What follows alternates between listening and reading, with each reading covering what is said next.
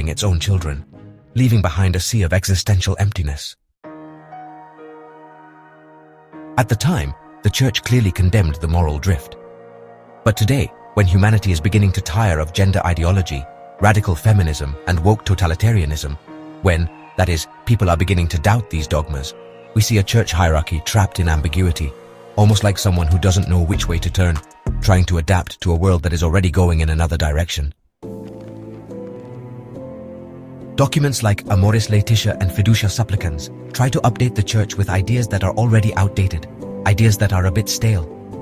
The Marxist-modernist hierarchy that governs the church today seems unaware that postmodernism has already entered its decadent phase. Like an old EUR building, people are tired of globalist manipulation, relativism, and the tyranny of every desire is a right, as a spoiled child would say.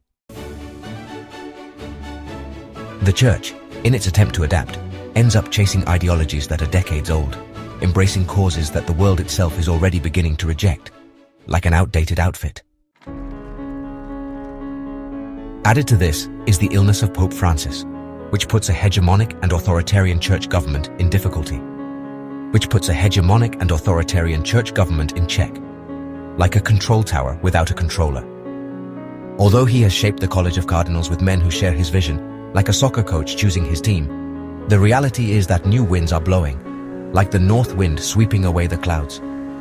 Synodality is supported only by the European hierarchy and is encountering growing resistance in Africa, Oceania, and parts of the United States.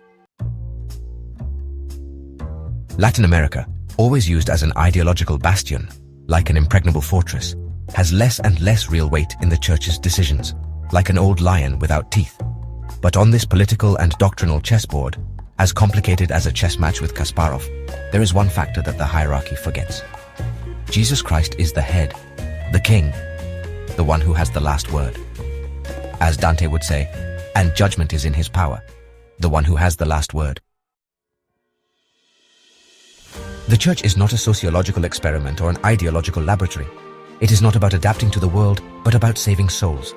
It's not about following fashion, but about following the path of salvation. What is left for us Catholics to do? First, do not despair. Let's not get discouraged. We mustn't be like naysayers.